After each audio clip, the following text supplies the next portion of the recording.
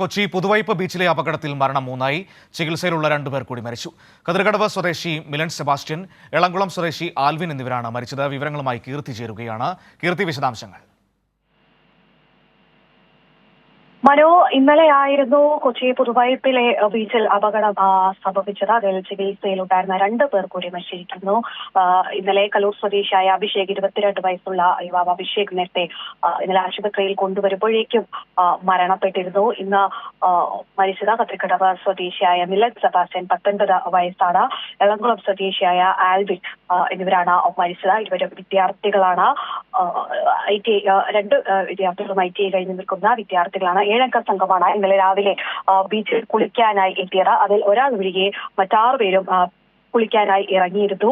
അതിൽ 3 പേരാണ് തിരയിൽ പെട്ടത്. അവിടെ നീന്തൽ പരിശീലനം നടത്തുന്നുണ്ടായിരുന്നു.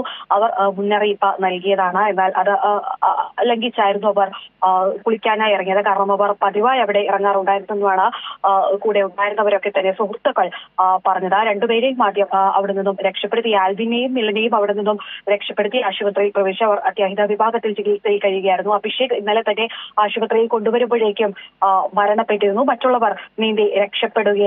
ഇപ്പോൾ ആൽവിന്റെയും മിലന്റെയും ഇൻക്വസ്റ്റ് നടപടികൾ പൂർത്തിയായിട്ടുണ്ട്. ഇനി പോസ്റ്റ്മോർട്ടത്തിനായി എറണാകുളം ജനറൽ ആശുപത്രിയിലേക്ക് കൊണ്ടുപോയിരിക്കുകയാണ് അവന്. ശരി, കീർത്തിയാണ് കൊച്ചിയിൽ നിന്ന് വിവരങ്ങൾ.